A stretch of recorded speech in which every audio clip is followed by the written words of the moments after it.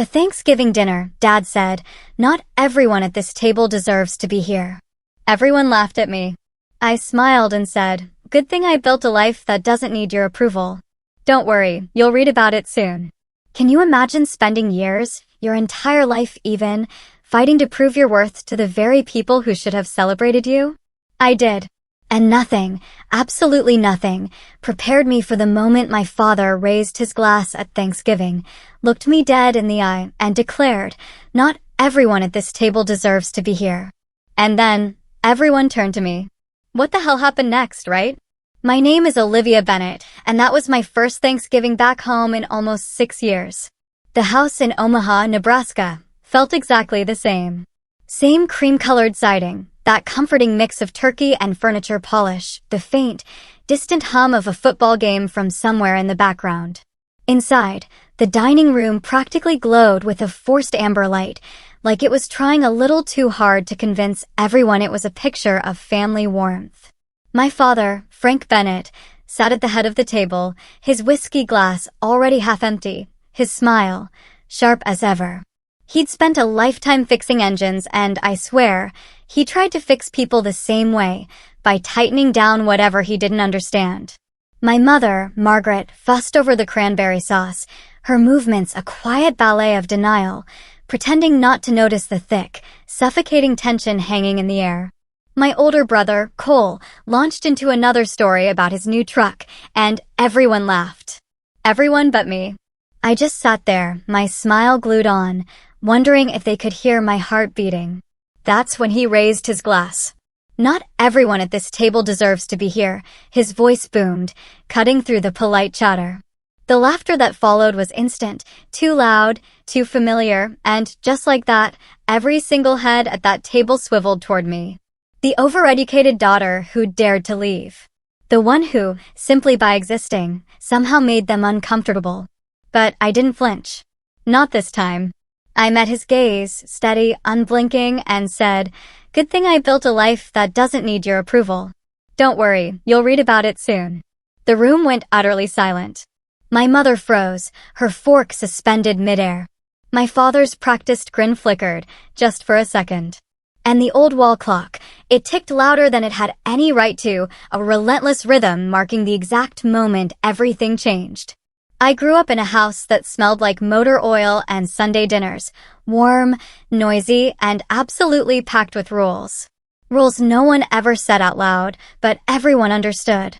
My dad, Frank, believed the world was built by hands, not minds. He ran a small auto shop on the edge of Omaha, fixing everything from muddy pickup trucks to ancient lawnmowers. He wore the same navy coveralls every single day, like armor. To him, success meant sweat on your forehead, grease under your nails. Books, computers, ideas? Those didn't count. Those were for people who didn't know how to really work. When I was little, I'd sit on the cold concrete floor of a shop, swinging my legs, just watching him. I loved the smell of the machines, the sparks flying, the way he could bring something broken back to life with just a wrench and a well-placed curse. It felt like magic. But I also loved the sound of gears turning inside my head. That insistent curiosity that made me wonder why things worked, not just how. I wanted to take them apart, trace the invisible circuits, understand the hidden patterns that made everything move. He just called it overthinking.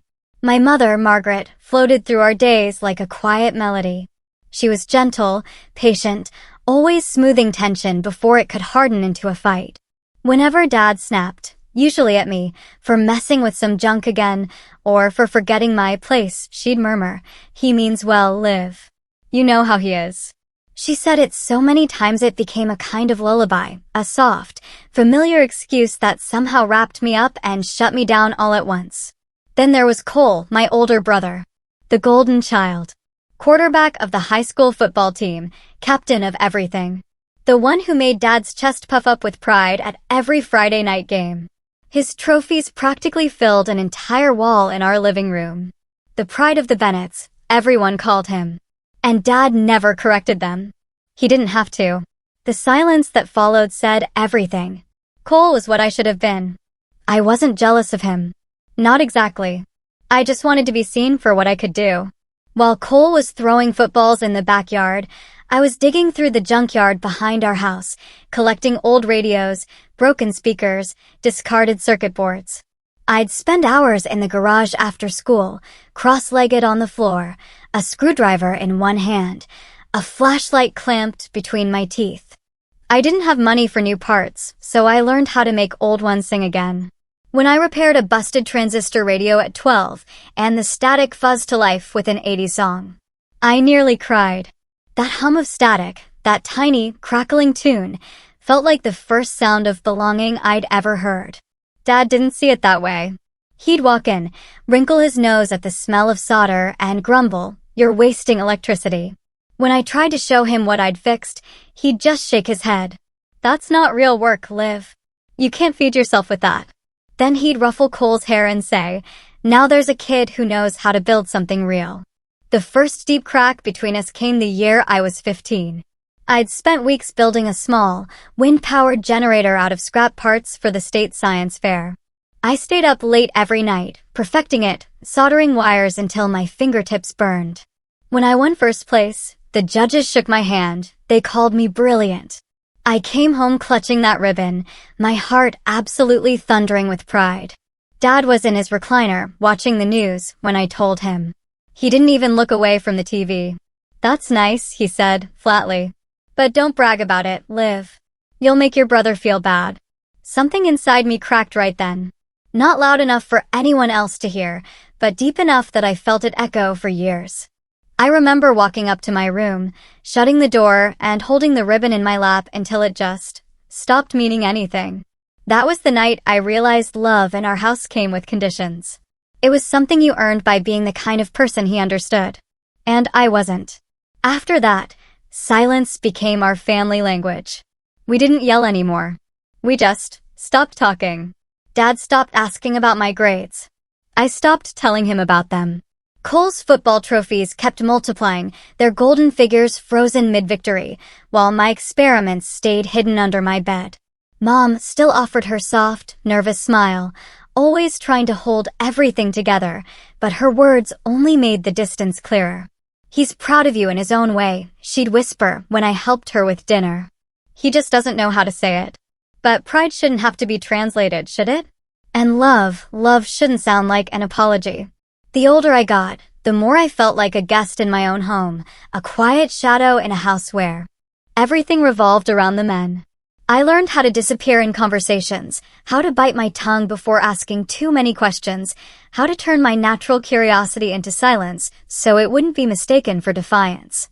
But every night, when the house went still and the crickets took over, I'd sneak back into the garage with a flashlight and my pile of broken machines. There, under the low hum of the fluorescent bulb, I felt utterly, completely free. That garage became my sanctuary. The one place in the world where my hands could move without judgment. Where the sound of solder touching metal drowned out all the words I'd stopped saying. I didn't understand it back then, but every screw I tightened, every spark I coaxed back to life, it was my way of building something my father could never take apart. The garage behind our house wasn't much. Just a square box of concrete with rusted shelves, a cracked window, and a single yellow bulb that flickered like it was deciding whether to keep trying. In winter, the cold bit straight through my sleeves. My breath came out in clouds that hung in the air before vanishing. But that space, with its earthy smell of motor oil and dust, felt more like home than any room inside the house ever did. The floor was always littered with screws, old radios, things no one cared about but me. It was chaos, yes, but it was my chaos. I built my first circuit board there when I was 16. It wasn't perfect. The solder joints were uneven, the wires crooked. But when I flipped the switch and saw a tiny red light flicker to life, I felt something I hadn't felt in years, control. For once, the world responded to me. I didn't have to ask for permission or approval. I could build something out of nothing and make it listen. That yellow bulb became my sun. The hum of the power supply, my heartbeat. One night, while rummaging through a box of old tools, I found my grandfather's pocket watch. The glass was cracked, the minute hand frozen at 12:47. Dad used to keep it in his drawer, calling it junk from another time. But when I held it, I felt its unexpected weight, like it carried a story still trying to move forward. I took it to my workbench, carefully pried open the case, and stared at the delicate gears inside. So small, so precise, so stubborn. I spent hours hunched over it with tweezers and a magnifying glass, refusing to give up, even when my hands cramped and my eyes burned. By dawn, when I finally adjusted the last spring and turned the tiny crown, the second hand trembled, then began to tick. A soft, steady rhythm. Fragile, but alive. I remember laughing quietly, the sound echoing in the cold, still air. That broken watch, forgotten in a drawer, was beating again. It was the first thing I ever brought fully back to life.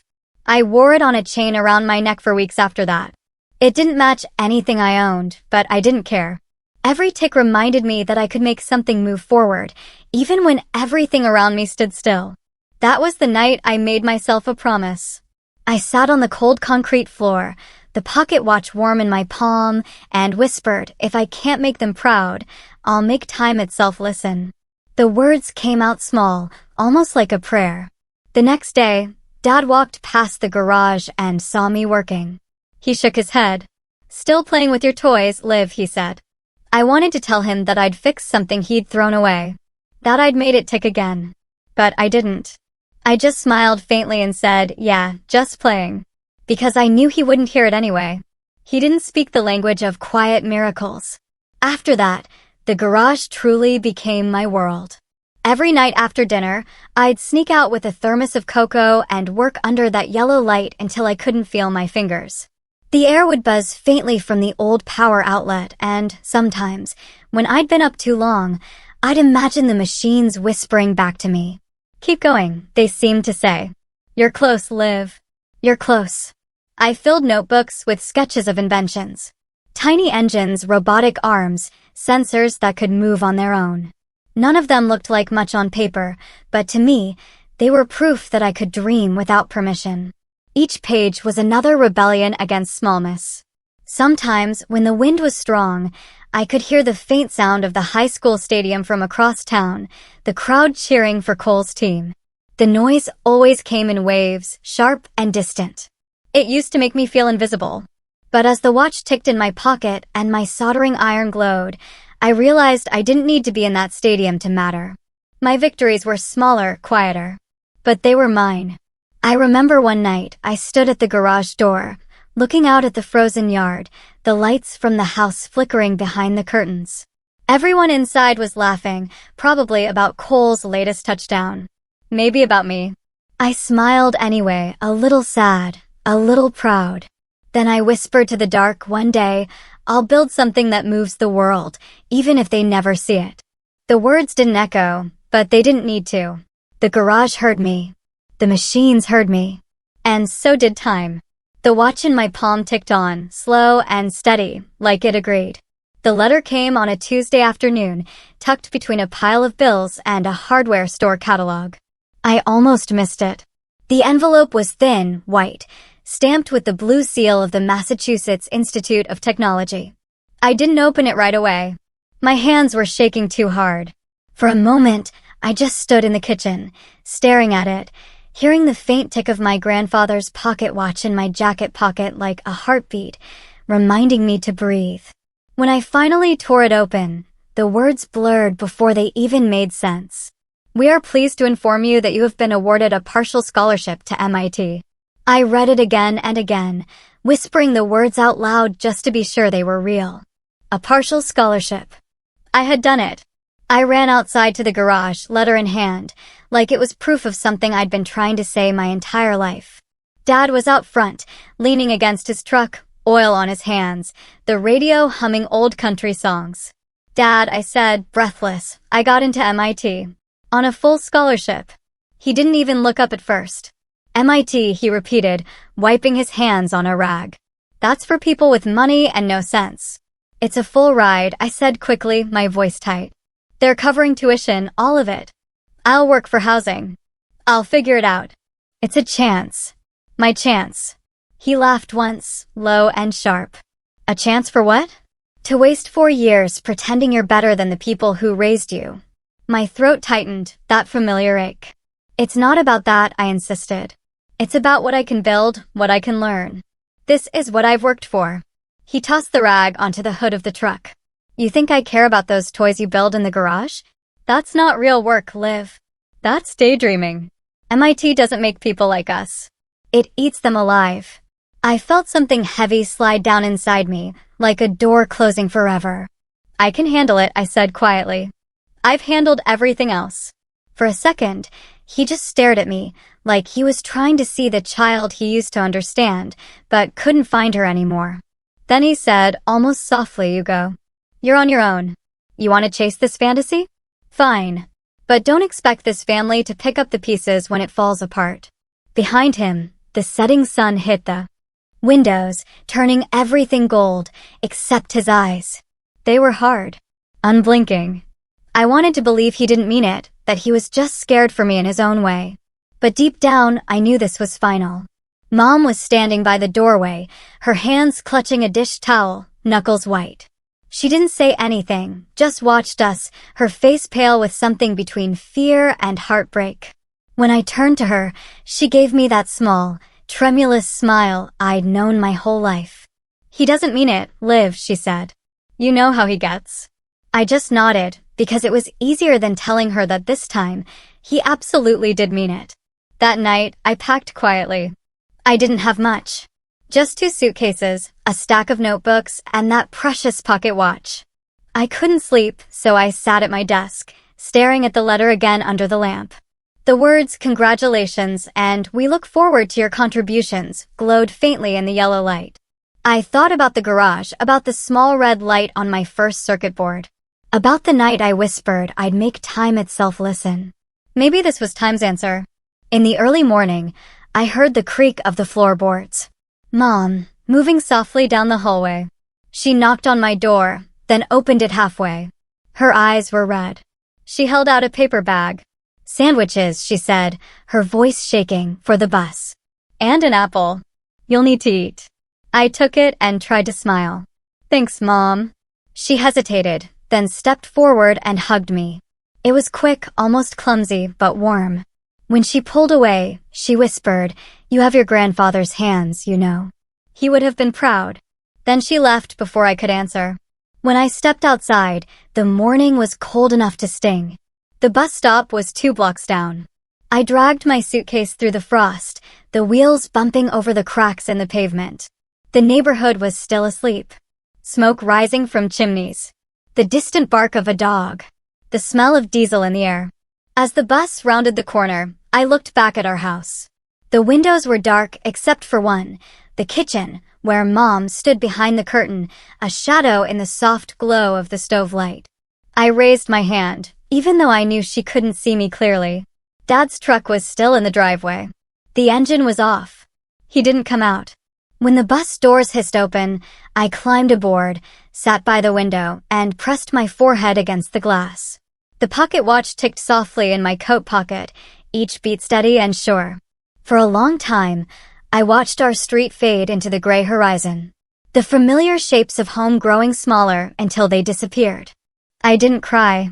I thought I would, but I didn't. There was something freeing in the silence of that bus, in the way the world opened wide and endless beyond Nebraska's flat roads.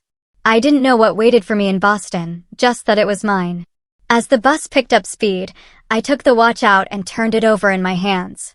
Its face caught the weak morning light, the second hand ticking with perfect rhythm. We're going, I whispered. Let's make it count. Outside, the frost sparkled like metal. The highway stretched ahead, long and bright, carrying me toward a place where I wouldn't need anyone's permission to exist. Cambridge was nothing like Omaha. The city moved faster, spoke louder, and never stopped glowing. Even the air felt smarter somehow, charged with ambition. I rented a room in a crumbling 3-story house off Massachusetts Avenue, the kind with radiators that hissed all night and windows that never fully shut.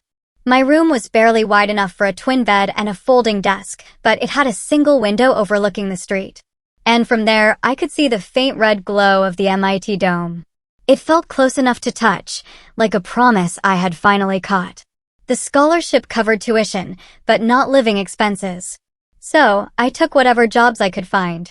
Washing dishes at a cafe before sunrise, cleaning labs at night, running on coffee and pure, desperate luck. I kept the pocket watch in my coat pocket at all times. And when I was too tired to think, I'd slip my hand inside, feel the slow rhythm of its ticking, and remind myself why I was here. If I can't make them proud, I'll make time itself listen. Days blurred together. Lectures in the morning, brutal problem sets in the afternoon, work until midnight. Some nights, I'd stay in the robotics lab until dawn, curled up on the floor beside half-assembled prototypes, the hum of machines lulling me into a shallow sleep. My body was constantly tired, my brain constantly alive.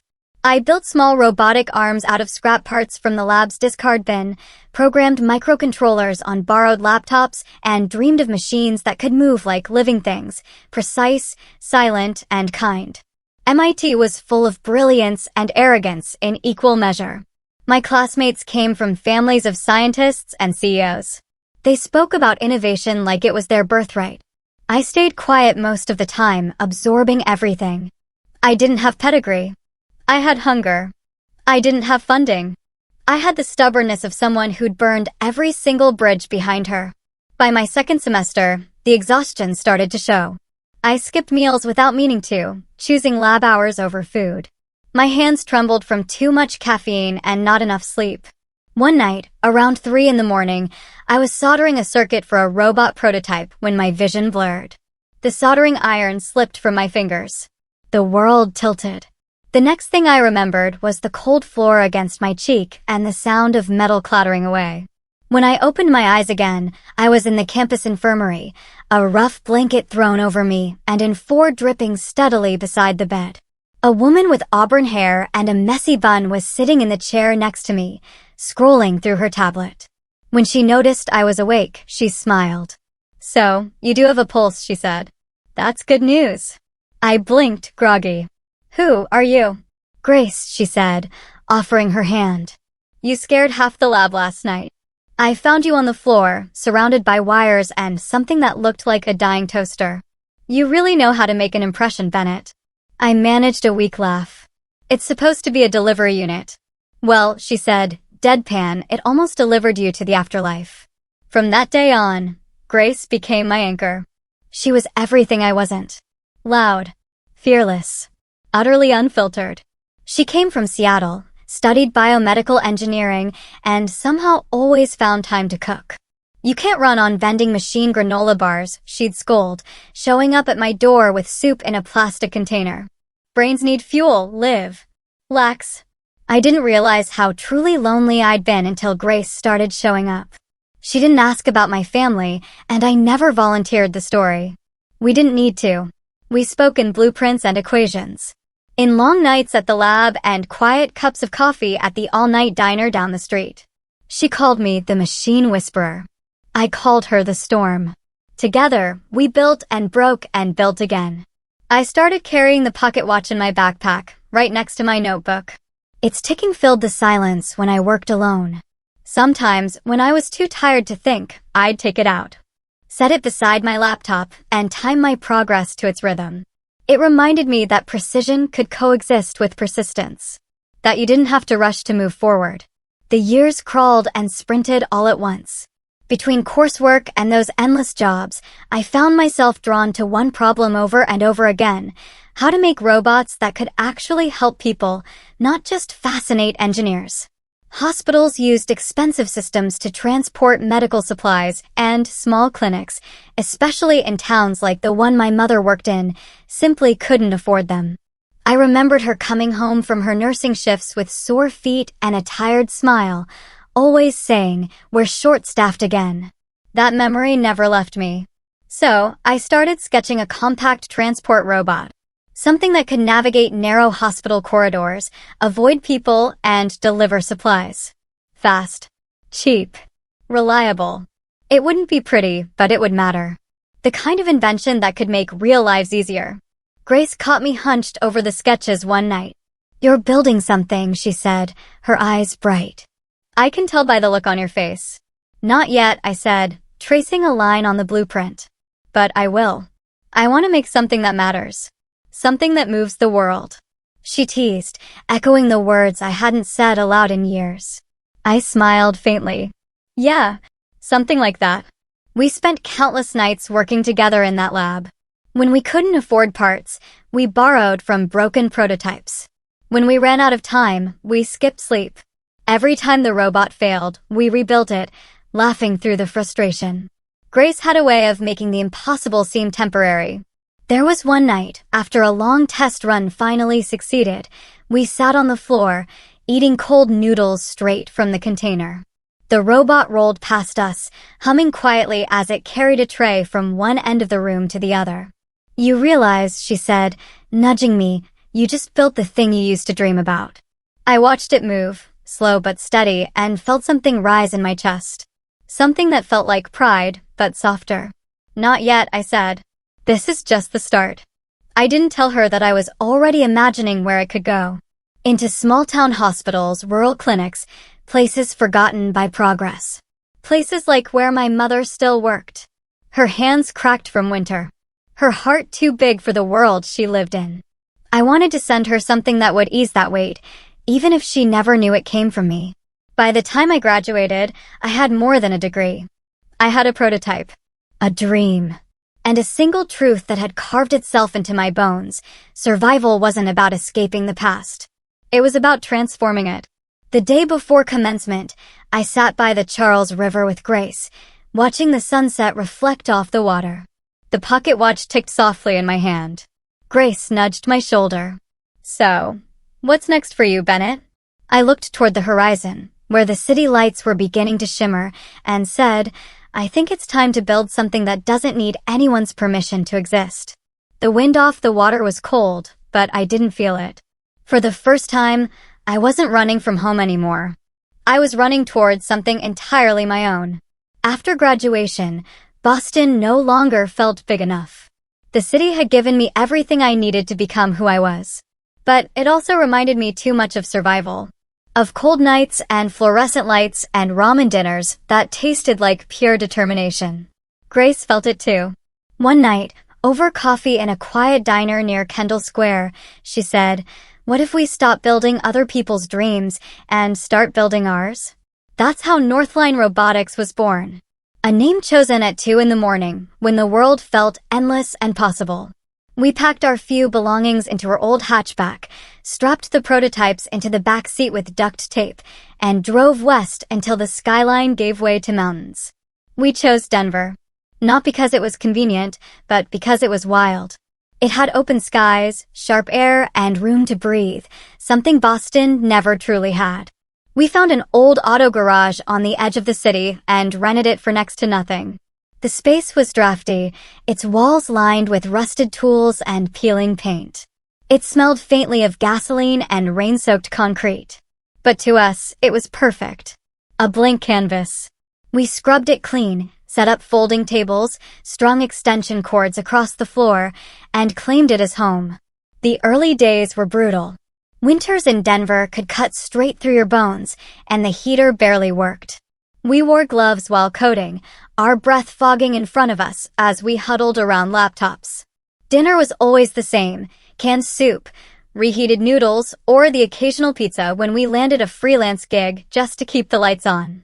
The nights blurred together, code turning into numbers, numbers turning into hours, and hours turning into years. We built everything by hand, frames, sensors, circuitry. Grace handled design. I handled mechanics and algorithms. Our first prototype, Northline 1, was small, clunky, and constantly breaking. Its navigation was shaky, its sensors unreliable. But it had a pulse. We stayed up entire nights rewriting code and soldering joints until our fingers went numb. Every time we thought we were close, something failed spectacularly. Motors overheating. Software loops freezing. Batteries dying in smoke. Money ran out faster than courage. Investors smiled politely, but always passed. They didn't understand why 2 women with no corporate backing thought they could compete with billion-dollar robotics firms. Too niche, they'd say. Rural healthcare doesn't scale. They were right about one thing, it didn't scale easily. But that wasn't the point. It wasn't about markets or profits. It was about meaning. I wanted to build something that mattered to people who were never seen. By the second year, our accounts were nearly empty. We owed back rent on the garage. Our equipment was failing. Even Grace, eternally optimistic Grace, started to lose her light. One night, she slammed her laptop shut and said, "Maybe they're right, Liv. Maybe no one's waiting for this." I didn't answer. I just stared at the old pocket watch sitting on the workbench beside me. It was still ticking, steady and patient, like it always had. I thought of my father's voice. MIT is for people with money and no sense. Then I thought of my mother's tired hands, her hospital shifts, her quiet strength. I looked at Grace and said, "Someone is waiting. They just don't know it yet." The next morning, I wired every last dollar from my personal savings into the company account. Grace didn't find out until later, when she checked the books and froze. "You put in everything?" she asked, her voice hushed. "Everything you had?" I nodded. "If we're going down, I'd rather do it building something real." She stared at me for a long time, then exhaled. "Okay," she said. "Finally. Then let's make it count." A month later, a hospital in rural Montana reached out. Their administrator, a Dr. Patel, had read a small blog post about our prototype and wanted to test it. "We can't afford the big commercial systems," she said over the phone. "But we'll take anything that works." Grace and I packed up. Northline 1, wrapped it in blankets, and loaded it into a rented van. The drive took 16 hours through snow-covered plains and mountain passes. By the time we arrived, the sky was lavender with dawn. The hospital was small. 2 floors, 20 rooms, a handful of nurses who looked more tired than paid. We spent 3 days setting up sensors and mapping the hallways. The staff watched us curiously, but didn't expect much. When the first trial run began, I held my breath. The robot whirred softly, rolled down the hall, turned at the first corner, and, for once, didn't crash. It carried a tray of lab samples from the nurses' station to the diagnostics wing without a single error. The nurses clapped, half in disbelief. By the end of the week, Northline 1 had completed over 200 deliveries. Supply turnaround times dropped, costs plummeted, and nurses who once spent hours running errands now had time to sit with patients. Dr. Patel called us into her office on the final day. "You didn't just save us money," she said, her voice thick with emotion. "You gave us time." On the drive back to Denver, neither Grace nor I said much. The snow came down in slow sheets, catching in the headlights. Halfway through Wyoming, she looked at me and said, "We did it, didn't we?" I smiled faintly, my eyes still on the road. "Barely," I said. "But barely counts." The next morning, a local Montana newspaper ran a small story titled, "Engineer Builds Robots for Rural Healthcare." It wasn't a national headline. It wasn't front-page news. But it was something. The first time I saw my name in print, I didn't feel triumphant. I felt still, like a clock that had finally found its rhythm. The article spread quietly, first among medical forums, then local tech circles, then small-town hospitals that were desperate for affordable solutions. Emails began to arrive. Slowly at first, then dozens at a time.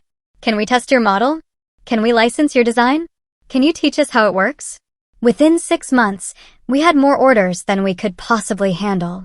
Grace cried when the first real check cleared. I didn't cry.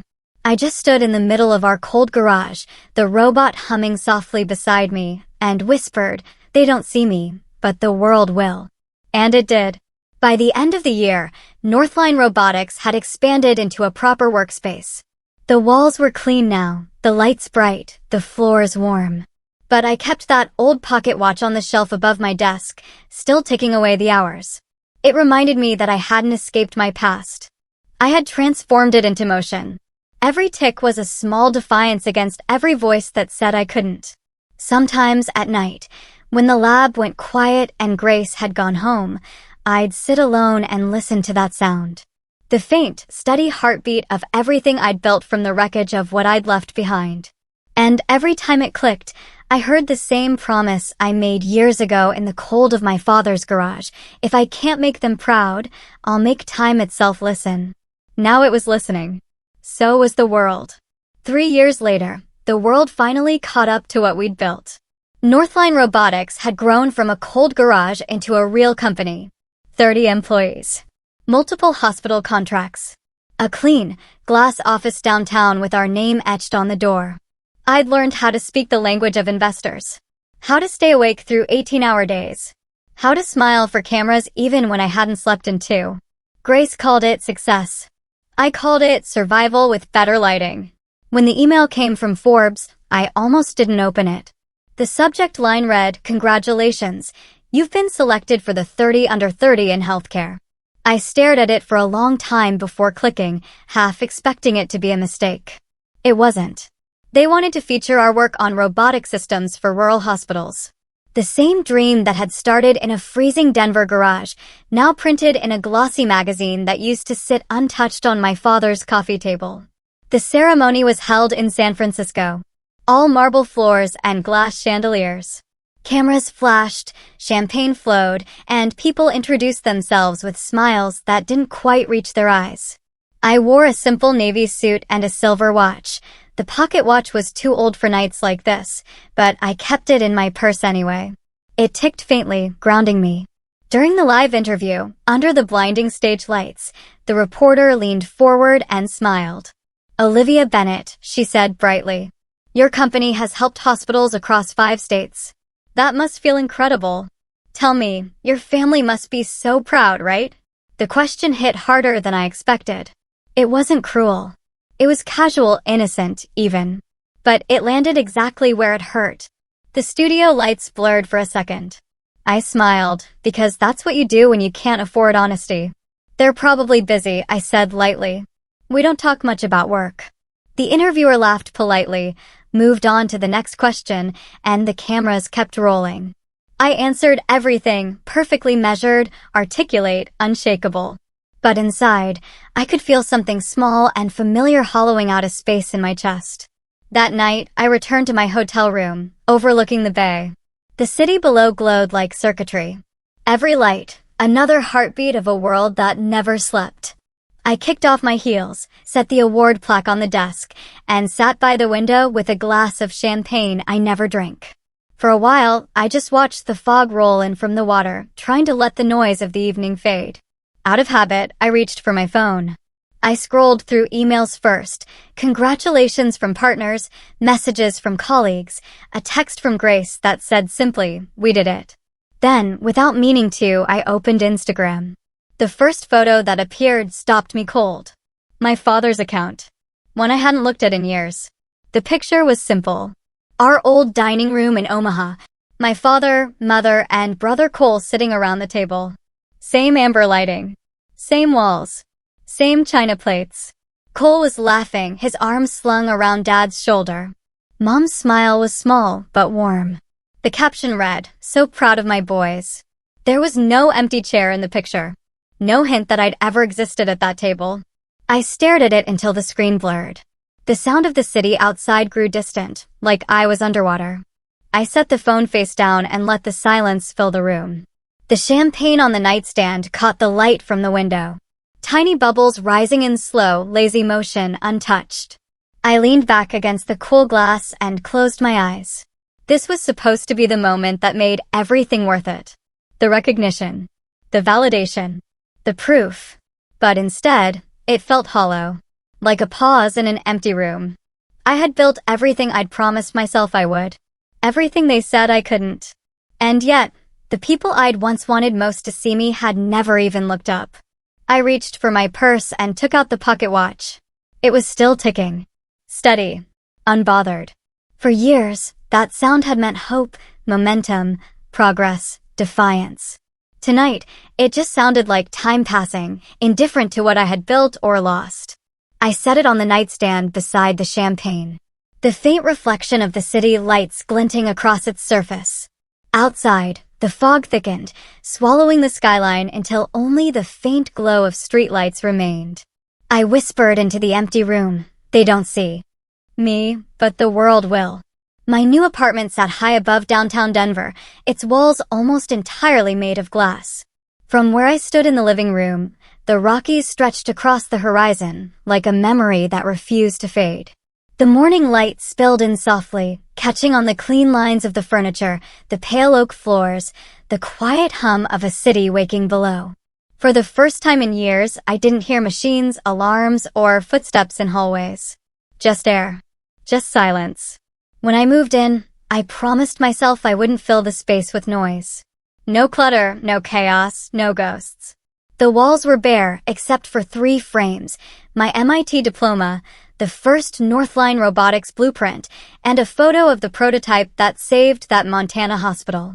Between them hung the pocket watch, encased in glass.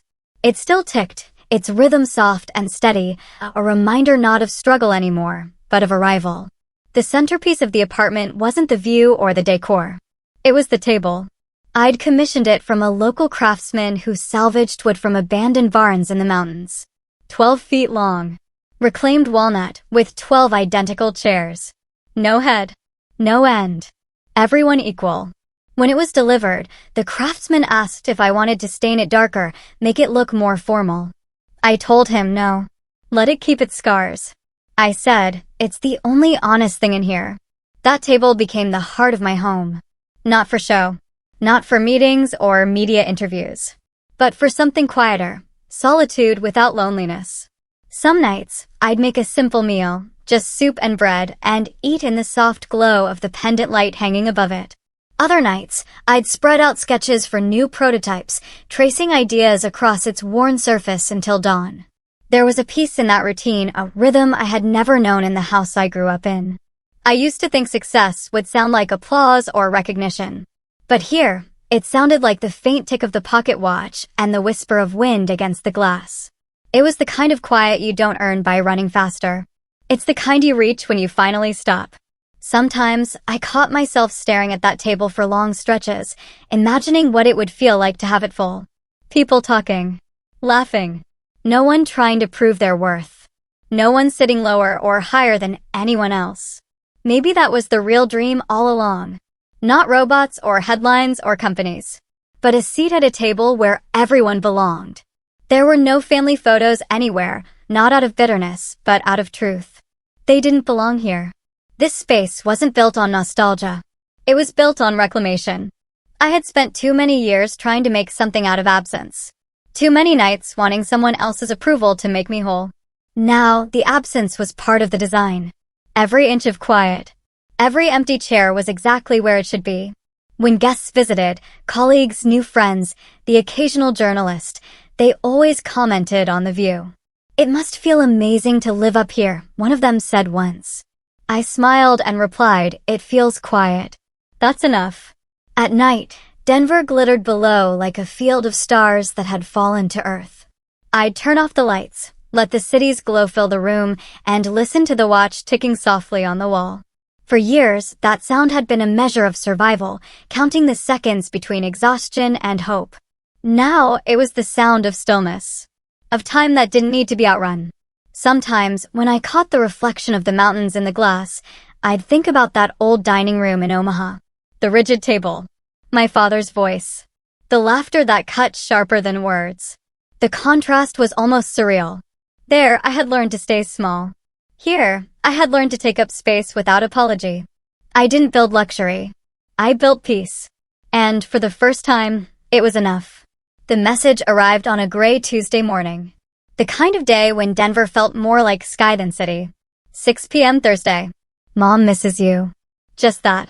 No emojis. No pretense of small talk. 7 words that landed heavier than they should have. I must have read it a dozen times, the cursor blinking on the screen like a heartbeat.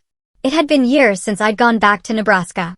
Years since I'd stepped inside that house with its amber light and walls that could hold a grudge. I'd promised myself I wouldn't return unless I wanted to. And I wasn't sure if this counted as wanting. But Mom misses you was enough. It always had been. So, Thursday morning, I packed a small bag, grabbed my coat, and started driving east. The miles blurred by, long stretches of highway and empty plains, the mountains fading behind me like a memory I wasn't ready to let go of. The pocket watch sat on the dashboard, its steady tick filling the silence between the radio and the wind. By the time I reached Omaha, Dusk had settled over the streets, washing everything in the kind of pale orange that made even the ordinary look forgiving. Their house looked smaller now, like someone had pressed time down on it. The shutters still green. The porch light still flickering. For a moment, I just sat in the car, engine running, hands gripping the steering wheel. Then I turned it off, pocketed the watch, and walked to the door. Mom opened it before I could knock. "Liv," she said softly, the same voice that used to wake me for school. Her smile trembled, caught between guilt and relief. "You made it." "I did," I said, trying to smile back. The warmth hit me first. The smell of turkey, cinnamon, and something faintly metallic, like memory. The dining room was just as I remembered. Too much light, too little space to breathe. My father sat at the head of the table. Same spot, same posture. Older, but unchanged. His hair had thinned, his shoulders stooped slightly, but his presence still filled the room like static. He looked up, surprise flickering across his face before he masked it with a tight smile. "Well," he said, "didn't think you'd actually come." "I almost didn't," I said, matching his tone. Cole was there, too, sitting beside his wife, a broad grin on his face. "Liv, you wouldn't believe it.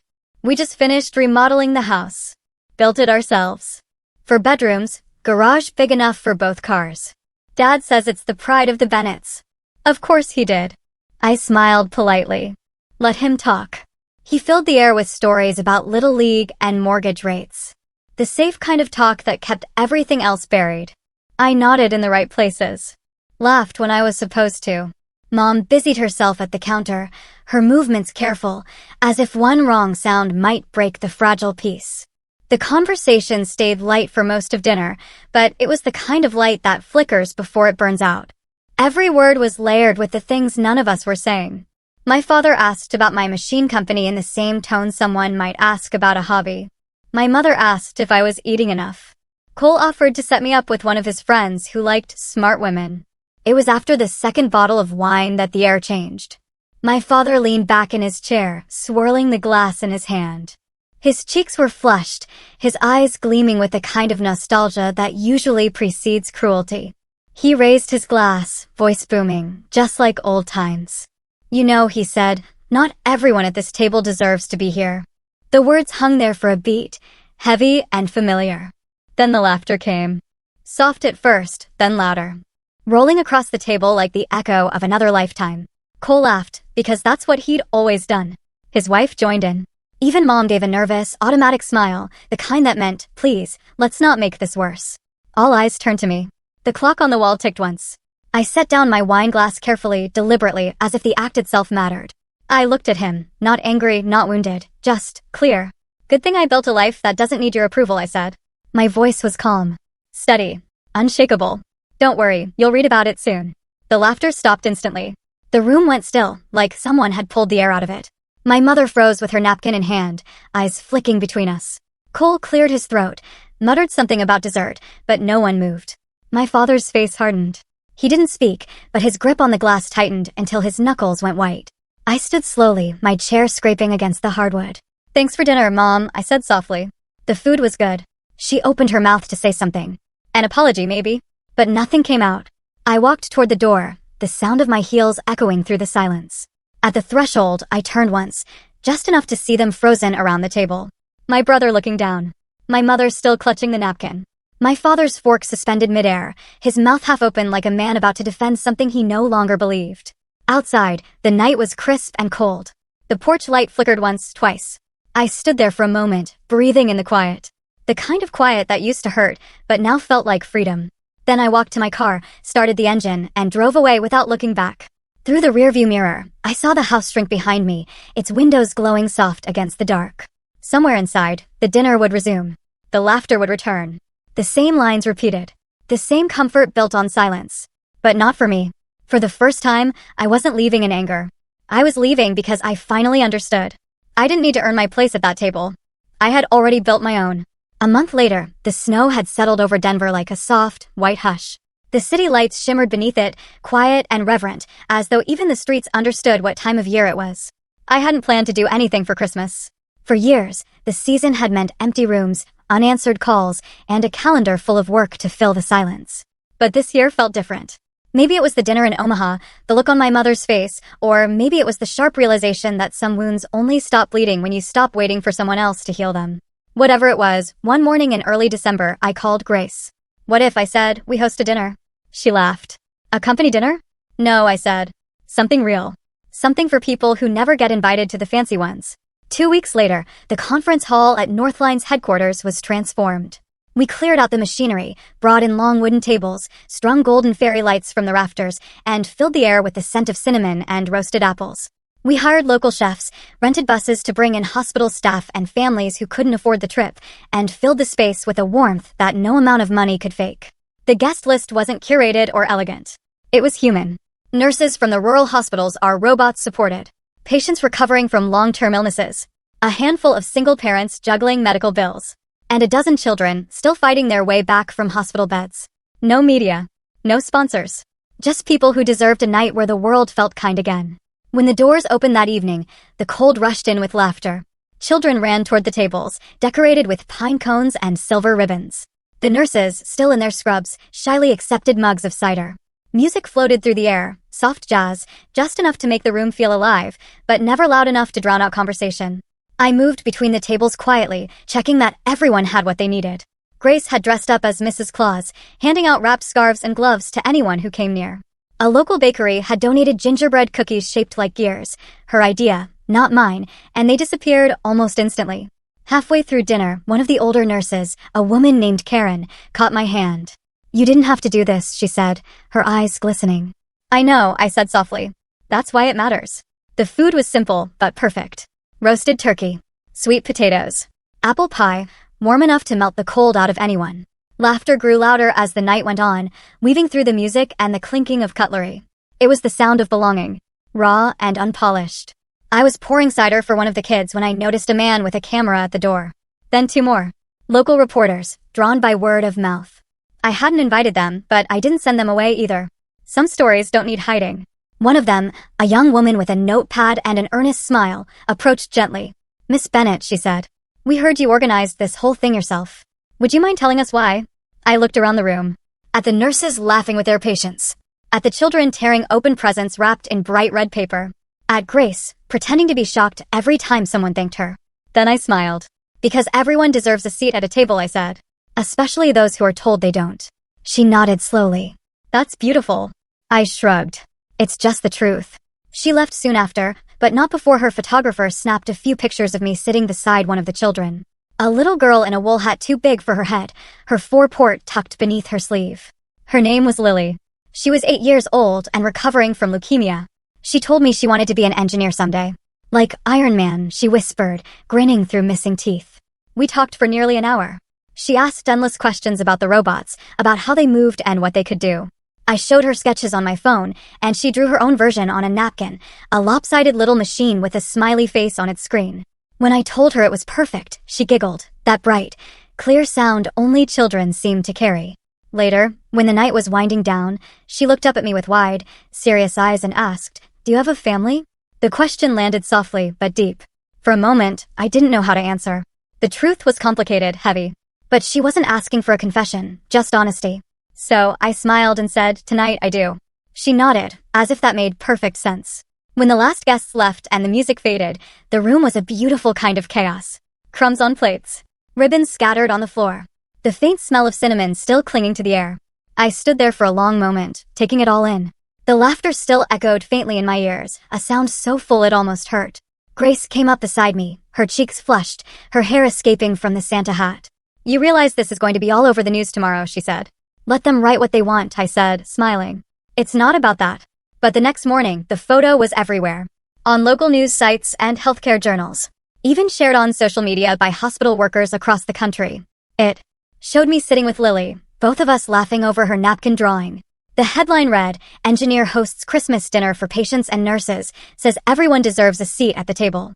My inbox filled with messages. My phone buzzed with calls. But what I remembered most wasn't the noise. It was the feeling. The warmth of that room. The smell of cinnamon. The laughter that didn't come at my expense. That night, I walked into my apartment, the Golden City lights glimmering against the snow, and set the pocket watch on the table. It ticked softly, filling the space like a heartbeat. For years, that sound had marked time passing without meaning. Now, it sounded like grace. And for the first time, I realized something simple, something I'd spent years chasing without knowing why. I didn't need to be proud of where I came from. I just needed to be at peace with where I'd arrived. The next morning, the world outside was still blanketed in snow, soft and bright under the Denver sun. The apartment was quiet, except for the faint hum of the heater and the steady ticking of the pocket watch on the table. I was making coffee when my phone began to ring. The number was familiar, but utterly unexpected. Home. For a second, I almost didn't answer. Then I did. Liv? My mother's voice was small, breathless, like she'd been holding it in for years. It's everywhere. The news. The papers. Your photo. The dinner. The little girl. Your father saw it first thing this morning. He didn't say anything. He just left the paper open on the table. I closed my eyes and leaned against the counter, the warmth of the mug grounding me. It's okay, Mom, I said quietly. I didn't need you to see that I'm good. I just wanted you to know I'm okay. She was silent for a moment.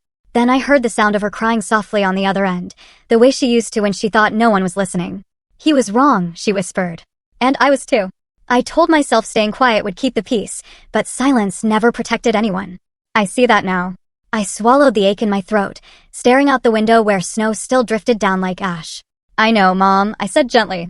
You don't have to explain. I should have stood up for you, she said, her voice breaking. I should have told him to stop. That you didn't need to be like him or your brother to make us proud. I thought I was keeping the family together, but all I did was lose you. The words hit harder than I expected. Not because they were harsh, but because they were honest. The kind of honesty that comes too late and still matters anyway. You didn't lose me, I said softly. I just had to go build something else before I could come back. She laughed through her tears. A shaky, fragile sound. Your father. She paused, searching for the words. He didn't say anything, but when he read the article headline, she built a table for those who had none. He just sat there for a long time. Then he folded the paper and walked out to the porch. I pictured it instantly. The old kitchen bathed in morning light. The newspaper spread across the wooden table. The same table where those words had once been spoken. Not everyone at this table deserves to be here. And now, years later, another table. Another story printed for the world to see. Maybe he's thinking, I said. That's a start. Do you think he'll call? She asked. I smiled faintly. I don't need him to. She was quiet again. The kind of quiet that felt like a breath after a storm. It's Christmas soon, she said finally. If you want. I mean, you don't have to, but... Mom, I interrupted gently. Every Christmas gives us another chance to start again. Maybe this one's yours. I heard her inhale sharply, then exhale in relief, like a weight she'd been carrying had finally slipped off her shoulders. I love you, Liv. I know, I said, and meant it. I love you too. When the call ended, I stood there for a long time, the phone still in my hand. The apartment wrapped in the hush that follows forgiveness. Outside, the snow had stopped falling and sunlight streamed through the window, scattering across the long wooden table. On it sat the folded newspaper, the Denver Post, its front page still visible. Engineer builds a table for those who had none. Beside it lay the pocket watch, its face reflecting the light, its steady tick echoing softly through the room. I sat down, running my fingers along the worn wood grain of the table, tracing its imperfections. Every mark told a story. The late nights. The loneliness. The building and rebuilding of a life that no longer needed permission to exist. For the first time in a long time, I didn't feel angry or small or unseen. Just peaceful. Whole. In the quiet, the watch kept ticking, unbothered by the world's noise. Its rhythm filled the space like a heartbeat, patient and alive. I smiled to myself, looking out over the snowy Denver skyline, the mountains standing tall in the distance. Strong, steady, and forgiving. Time, I thought, doesn't heal by erasing. It heals by keeping rhythm until you're ready to dance again. And as the city shimmered below, I whispered into the stillness, Merry Christmas, Mom. The watch ticked once more. Steady. Sure. The sound of life moving forward. One beat at a time. If anyone at all, ever told you that you don't belong at their table. Voice becomes lower, steady, carrying both the weight of experience and the warmth of release. Build your own. Make it wider. Fill it with the ones who are left standing in the cold. The ones who are told to wait their turn, to stay quiet, to be smaller. Because you know what? That's where the real magic happens. What about you? Have you ever had to build your own table? Tell me what you think in the comments below. I really want to hear your stories.